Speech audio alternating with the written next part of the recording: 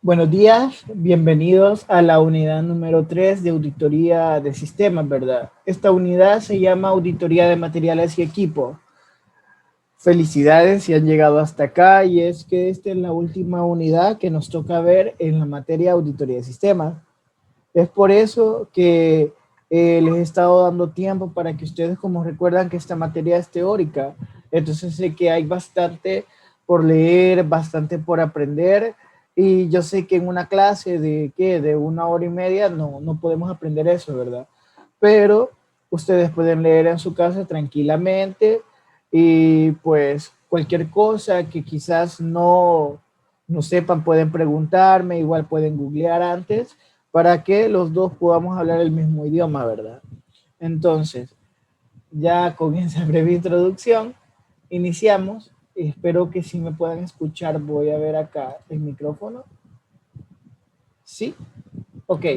Entonces, eh, ya que ya dimos la breve introducción de la materia, nos hacemos la pregunta, ¿cómo se clasifican los materiales para una prueba de auditoría? Al establecer la estrategia general de auditoría, debemos determinar la materialidad. El concepto de materialidad lo aplicamos tanto en la planeación como el de desarrollo de la auditoría y en la evaluación del efecto de los errores identificados en la auditoría y si corresponde de los errores no corregidos en los estados financieros y para formar nuestra opinión de auditoría. La materialidad y riesgo de auditoría se considera durante toda la auditoría específicamente ¿para qué se considera la materialidad? Para identificar, evaluar riesgos, perdón, para identificar y evaluar los riesgos de materiales del error de material, para determinar la naturaleza, las oportunidades y los alcances de los procedimientos de auditorías. Y también vamos a evaluar el efecto de los errores no corregidos y si se corresponde a los estados financieros y para formular la opinión en el informe del auditor. Y acá hay conceptos básicos de qué son las materialidades, ¿verdad? Está la materialidad de desempeño, que en sí es el monto o montos que establecen por debajo de la materialidad de los estados financieros, tomados en conjunto para reducir a nivel adecuadamente bajo la probabilidad a la que se suman los errores no corregidos. Luego está la materialidad de componentes, que es la materialidad de un componente según la determina el equipo de trabajo del grupo para fines de auditoría del equipo. Luego la de desempeño a nivel de componente, monto de monto establecido por debajo de materiales de componentes y por debajo de la materialidad de desempeño a nivel de los estados financieros y del grupo para la información financiera de un componente y para reducir el nivel adecuadamente bajo la probabilidad de la suma de los errores.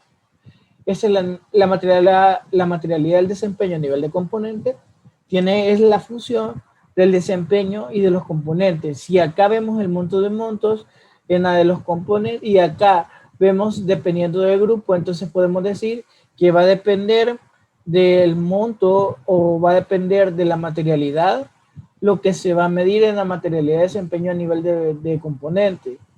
La materialidad menor de una cuenta o relevación significativa, monto o montos que establecemos por debajo de la materialidad de los estados financieros, tomados en conjunto, si en las circunstancias específicas de la entidad existen una o más cuentas o revelaciones significativas en particular para la que podría esperarse razonablemente de los errores de los montos o menores a la materialidad. Y luego están los riesgos agregados, que es la probabilidad de la suma de los errores en las cuentas. Si se fijan, esto sí está evocado a la parte de la auditoría, pero en la parte financiera. Las materialidades están enfocadas en la parte financiera. Luego está la norma 330, que se requiere independientemente de los riesgos evaluados de error de material y los desempeños para procedimientos sustantivos. Para cada cuenta no significativa sea mayor la materialidad y cada revelación del material. Igual aquí nos está hablando sobre estado financiero, entonces no nos vamos a detener en esto. Para determinar la materialidad es un asunto de juicio profesional y es influenciada por nuestra percepción de la necesidad de información financiera de los usuarios de los estados financieros. Y en ese contexto es razonable que supongamos que los usuarios pueden tener un conocimiento razonable del negocio y de las actividades económicas y de contabilidad, entienden que los estados financieros se preparan, presentan y auditan a nivel de materialidad, reconocen las incertidumbres inherentes a la medición de montos basados en el uso de estimaciones, juicios y consideraciones de futuros. También toman decisiones económicas razonables en base a la información del estado financiero. Luego venimos, ¿qué determina la materialidad? Cuando se planea la auditoría no necesariamente establece un monto por debajo del cual los errores no corregidos, tanto de manera individual como tomados en conjunto. Y luego aquí hay pasos para determinar la materialidad para los estados financieros. El primer paso es determinar parámetros que influyan en las decisiones económicas de los usuarios como grupos, incluyendo parámetros que servirían como puntos de referencia. Luego tenemos que determinar los montos de los parámetros. Después, por último, tenemos que determinar la materialidad para los estados financieros tomados en conjunto o consideración de los parámetros o factores.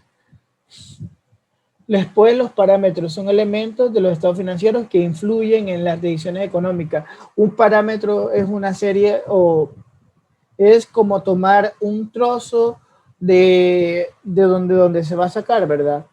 Llámese punto A, punto B y ahí se ha creado un parámetro, donde también se debe de dejar documentado en el juicio profesional. Lo siento, se cayó la cámara. Entonces, en el juicio documentado profesional, considerar la determinación del parámetro al punto de referencia, teniendo en cuenta los factores cuantitativos y cualitativos. Para determinar parámetros, consideramos lo siguiente: los elementos de los estados financieros, existe partida en la que entiende a concentralizarse la atención de los usuarios, la estructura de propiedad de la entidad y la manera en la que está financiada. Por lo general se debe aplicar el mismo punto de referencia son de la auditoría anterior. Sin embargo, si este cambio es sustantivo, debemos de documentar el juicio. O sea, todo lo que estamos haciendo, todos los parámetros, todas las materialidades, todo eso se debe de documentar para próximamente entrar a la parte ya de pruebas y luego entrar allá a la parte de reporte final, ¿verdad? Igual, ya después, para determinar materialidad de desempeño establece a menos de materialidades. Para financieros, tomado en conjunto, reducir el nivel adecuadamente. Si se fijan, todo esto se está tratando siempre de las materialidades, pero a nivel financiero. Entonces no lo vamos a saltar porque al final estamos pues llegando a redundar el mismo tema. Luego es posible que haya que modificar la materialidad para los estados financieros, cambio de circunstancias que ocurrieron durante la auditoría, la nueva información, cambia nuestro entendimiento de la entidad y sus operaciones como resultado de efectuar procedimiento adicional a la auditoría. Entonces aquí terminamos lo que es la materialidad y nos enfocamos ahora a cómo hacer el análisis de resultados de una auditoría. Entonces ya determinamos la materialidad, ya determinamos los parámetros. Ahora vamos a hacer el análisis de los resultados. El uso del análisis de auditoría, la ejecución de un procedimiento de evaluación de riesgos. El análisis de datos brinda a los auditores la oportunidad de revisar y analizar una gran cantidad de datos para identificar información utilizada para respaldar los procedimientos de auditoría. En pocas palabras, todo lo que hemos hecho anteriormente, aquí lo vamos a ir a poner y vamos a empezar a analizar todos esos datos para sacar un reporte. Y luego, ¿para qué nos sirve? ¿O por qué beneficios tenemos? Tenemos una mejor comprensión de las operaciones de la entidad o los riesgos asociados, incluidos riesgos de los fraudes, ¿verdad? Porque nosotros empezamos a analizar los datos. Luego tenemos mayor potencial para detectar errores inmateriales y después tenemos mejorar la comunicación con los encargados del gobierno, de los clientes de las auditorías. ¿Cómo vamos a planificar el análisis de los datos? Primero determinamos los elementos y las cuentas de los estados financieros o las revelaciones y las aberraciones relacionadas a la naturaleza al momento del alcance de la población que se está aplicando, ¿verdad?, en el análisis de los datos. Entonces, primero tenemos que ver estados financieros. Luego determinamos el propósito general del análisis de los datos. Por ejemplo, si se utilizará para realizar procedimientos de evaluación de riesgos, para prueba de controles, procedimiento analítico, prueba de detalle o procedimiento para ayudar a formar conclusiones generales. O sea que acá en la segunda parte nosotros debemos de definir para qué lo vamos a ocupar. Ya en la primera estamos recolectando información, en la segunda para qué nos va a servir la información. Luego debemos de ya tener objetivos específicos, o sea, a dónde queremos llegar, y luego determinar la población de datos que se analizará, que allá es tomar muestra, y por último penúltimo, vamos a seleccionar el análisis de los datos que sea más adecuado por el propósito y los objetivos previstos. Acá ya estamos uniendo, o sea, todo el análisis de acá para ya hacer nuestro propio análisis, ¿verdad? Y por último, seleccionamos las técnicas, herramientas, gráficos y tablas a utilizar. Ya esto ya es para la presentación del análisis de los datos. Realizar un ADA si los resultados iniciales del ADA, o sea, del análisis de los datos, indican que es necesario revisar aspectos de su diseño y rendimiento, realizamos las revisiones adecuadas y vuelva a realizar el análisis, ¿verdad? Luego, si el auditor concluye que el análisis se ha diseñado y ejecutado adecuadamente, ha identificado los elementos que se justifican consideraciones adicionales del auditor, planificar y realizar procedimientos adicionales de manera con el logro de propósito de los objetivos específicos. Entonces, primero tenemos que ver resultados iniciales y después tenemos que el auditor debe de concluir, ¿verdad? Sobre el diseño, la ejecución y todo, que esté bien completo y adecuado. Evaluar los resultados y concluir si se ha logrado el propósito y los objetivos específicos para realizar un ADA. Si los objetivos no se han alcanzado, planifique, realice y tenemos que realizar los diferentes procedimientos para alcanzar objetivos. Por ejemplo, tenemos que documentar. La documentación es algo muy importante porque el auditor debe de cumplir requisitos de documentación que sean relevantes a las normas de auditoría. Llámense ISO, llámense las NIES, etcétera, etcétera, etcétera. Generalmente aceptadas a realizar cada paso y procedimientos relacionados. El uso de ADA para realizar un procedimiento de evaluación podría seguir el proceso que describe a continuación, y aquí está cómo podemos realizar un ADA, un análisis de los datos. Acá en este esquema dice que primero debemos de realizar el ADA para identificar o evaluar los riesgos de los errores de materiales.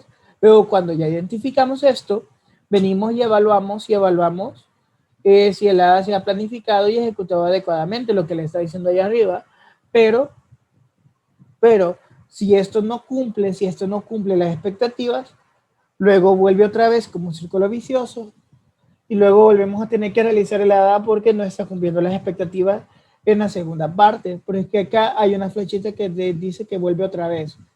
Cuando ya se cumplen las expectativas, ahí sí se determinan los elementos notables que resultan. Lo siguiente, ¿verdad? La identificación de un riesgo previamente identificado, la modificación o soporte de la evaluación y la información para diseñar mejor o adaptar procedimientos.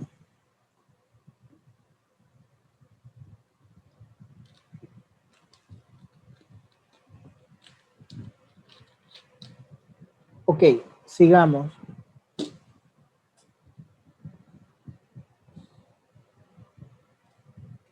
¿Cómo preparar el informe final de una auditoría? Esto ya es lo último. Ya luego está Fátima. Luego de que hicimos todo, ¿verdad? Toda la parte de empezamos desde qué tipo de auditoría iba a ser, si iba a ser financiera, auditoría de sistema, iba a ser auditoría base de datos, etcétera. Cualquier tipo de auditoría. Luego de que ya determinamos esa parte, después de que hicimos la auditoría, que vimos dónde íbamos a evaluar, dónde íbamos a tomar muestra, dónde iba a evaluar el entorno, que íbamos a evaluar el entorno, después de hacer nuestro ADA, ver los materiales y todo eso, ya podemos realizar un informe de auditoría. Y para realizar el informe de auditoría, se podría decir que un informe es el aspecto más importante de todo el proceso de trabajo. Usted pudo haber seleccionado el área correcta, como le estaba diciendo, evaluar resultados de forma efectiva, analizar controles a profundidad, registrar resultados elegantemente y uno de los papeles de trabajo magistralmente referenciados.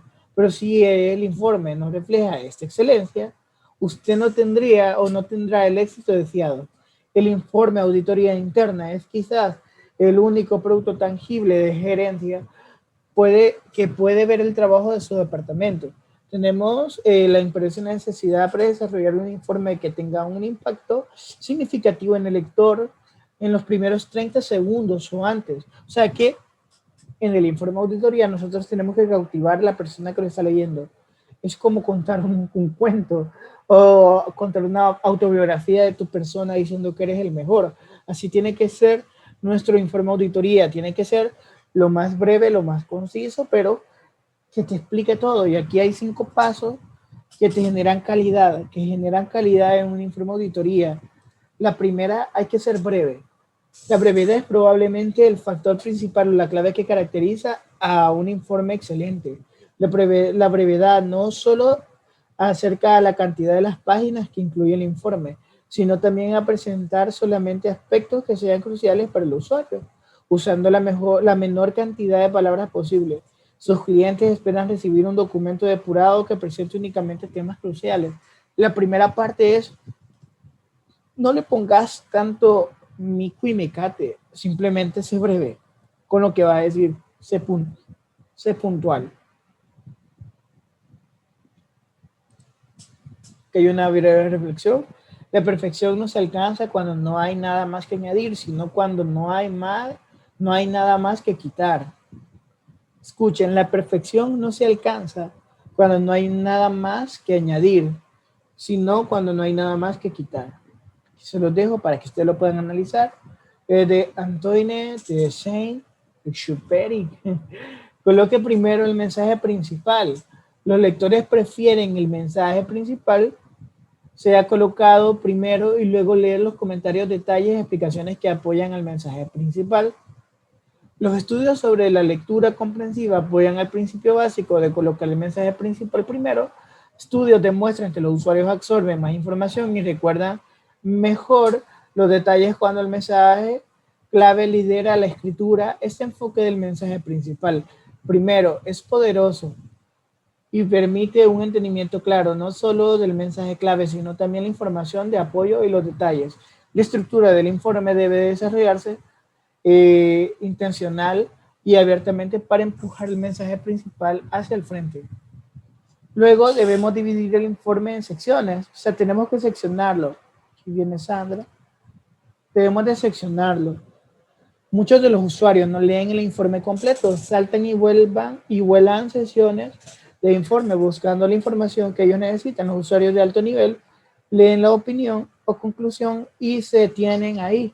Dependiendo de la severidad de los temas, los gerentes responsables del área bajo el examen revisan la opinión, los mensajes, las observaciones y las recomendaciones, pero no leer las observaciones completamente ni los anexos. Los dueños de los procesos leen el informe completo, pero podrían enfocar principalmente su atención en las recomendaciones. Y luego los lectores son selectivos, por lo que no debemos ver los informes como un texto continuo, sino como una serie de capas o secciones. Muchas veces en las secciones no vas a poner todo como que si fuera un resumen, sino que vas a ir como seccionando de parte 1, parte 2, parte 3, en esta parte, para que les va a servir, en la siguiente, a quién está enfocado, etcétera, etcétera, etcétera. Porque muchas veces la persona que lo está leyendo necesita irse concretamente a la parte que le interesa. Luego tenemos que presentar una conclusión clara. Este presencial, usted necesita asegurarse de que el lector comprenda claramente lo que usted piensa sobre la efectividad y eficiencia del área abajo de la revisión. Al desarrollar el enunciado de opinión precisa y concisa, es la mejor forma de lograr su meta. Las conclusiones pueden referirse a todo ámbito del trabajo o solo aspectos determinados y pueden abarcar aspectos tales como la determinación de los objetivos de una opinión, puede incluir evaluación general de controles o pueden estar limitadas a controles o aspectos evaluados durante el trabajo de auditoría interna.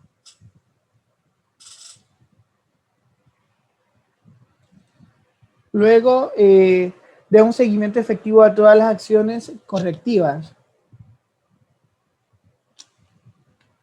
El juego no se acaba hasta que termina.